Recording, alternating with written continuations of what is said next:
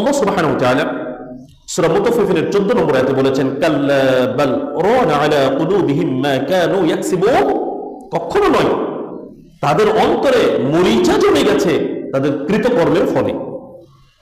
অর্থাৎ যে কাজটা সে করেছে সেই কাজের কারণে তাদের অন্তরে মরিচা জমে গেছে। আমরা যখন কোন একটা লোহার জিনিস, কোন রড বাজার থেকে সরাসরি কিনে আনি, এই রডের, এই লোহার যে শক্তি সামর্থ্য, মরিচা পড়ে গেলে, মরিচা জমে গেলে ওই লোহার কি ওই কার্যকরী শক্তি ক্ষমতা থাকে? কখনো নয়। একজন মানুষ যখন জন্মগ্রহণ করে, এই যে বাচ্চাটা, ওই বাচ্চাটা যখন জন্মগ্রহণ করেছে, তার অন্তরে কি কোনো হিংসা বিদ্বেষ আছে? ও কি বুঝে? ও কি শিরক বুঝে? ও কি কুফরি বুঝে? ও কি বিদআত বুঝে? কিচ্ছু বুঝে না। মানে ওর অন্তরটা পরিষ্কার পরিচ্ছন্ন, ও নিষ্পাপ হয়ে জন্মগ্রহণ করেছে। ওর অন্তর আর যার বয়স 20 বছর, তার অন্তর কি এক সমান হবে? কখনো নয়। কেন নয়? ও ছোট, ও একটা পরিষ্কার পরিচ্ছন্ন অন্তর নিয়ে জন্মগ্রহণ করেছে। আর যখন বয়স বাড়ছে, ও এখন পাপ কি জিনিস বুঝেই না। সুদ খাওয়া কি, ঘুষ খাওয়া কি, সুদ কিভাবে খায়, ঘুষ কিভাবে খায়, ও কিছুই বোঝে না। মিথ্যে কথা কিভাবে বলতে হয় বোঝে না। জেনা কি জিনিস বুঝে না। ও পাপের কাজই বুঝে না। ওর অন্তরটা পরিষ্কার পরিচ্ছন্ন। কিন্তু ও যখন ধীরে ধীরে বড় হচ্ছে, 2 বছর, 5 বছর, 7 বছর, 10 বছর, ও কিন্তু ধীরে ধীরে বুঝতে পারছে। ধীরে ধীরে গান বাজনার সাথে পরিচিত হচ্ছে, ধীরে ধীরে গীবাতের সাথে পরিচিত হচ্ছে, ধীরে ধীরে সে নানান ধরনের পাপ কাজের সাথে পরিচিত হচ্ছে, এবং সেই পাপ কাজগুলোতে যখন লিপ্ত হচ্ছে, তখন ওই যে পরিষ্কার পরিচ্ছন্ন একটা বিশুদ্ধ অন্তর নিয়ে সে জন্মগ্রহণ করেছিল, সেই অন্তরটা ধীরে ধীরে তার নষ্ট হতে শুরু করছে। মরিচা জমে যাচ্ছে অন্তরের উপরে। কেন? পাপ করছে সে।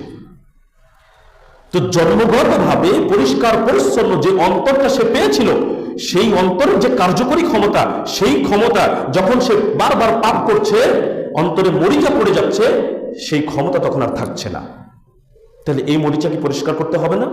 অন্তরের এই মরিচা থেকে কি অন্তরকে মুক্ত করতে হবে না? অন্তরকে কি পরিশুদ্ধ করতে হবে না? জরুরি নয়?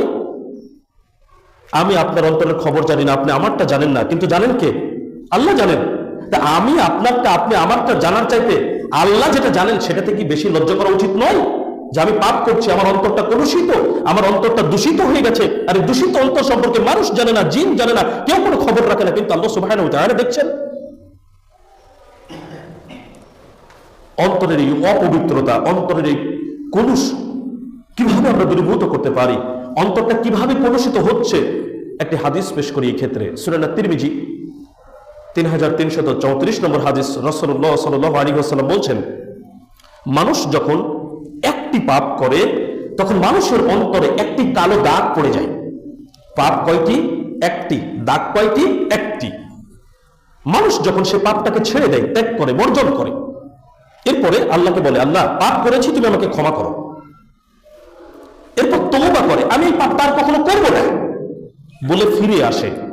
রাসূলুল্লাহ সাল্লাল্লাহু আলাইহি ওয়াসাল্লাম বলছেন, তার অন্তরে যে কালো দাগটা পড়ে গেছে, সেই দাগটি মুছে যায়, তার অন্তরটা পরিষ্কার হয়ে যায়। এই অংশটুকু আগে বোঝা লাগবে। আমরা যখন পাপ করি, তখন অন্তরের উপরে কালো দাগ পড়ে, অন্তরটাকে নষ্ট করে দেয়, কলুষিত হয়ে যায়, অন্তরটা অপরিষ্কার, অপবিত্র হয়ে যায়। কিন্তু কখন মুক্ত হওয়া যাবে? যখন পাপটা ছেড়ে দিব, আল্লাহর কাছে ক্ষমা চাইবো, তওবা করে ফিরে আসবো যে আল্লাহ তুমি ক্ষমা করো, এই পাপটা আমি আর কখনো করবো না। এই কথা বলে যখন পাপটা থেকে ফিরে আসবো, তখন মূলত আমাদের অন্তরটা পরিষ্কার পরিচ্ছন্ন হয়ে যাবে, ওই দাগটা মিলে যাবে, মুছে যাবে।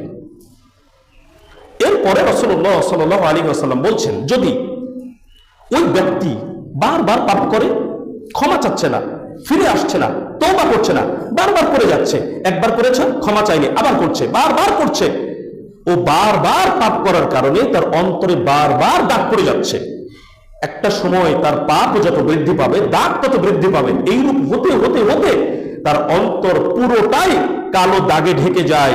এইটা হলো অন্তরের সেই মরিচা, যে মরিচার কথা আল্লাহ সুবহানাহু ওয়া তাআলা সূরা মুতাফফিফিনের 14 নম্বর আয়াতে বললেন। তাহলে সেই অন্তরকে পরিষ্কার পরিচ্ছন্ন করতে হবে না?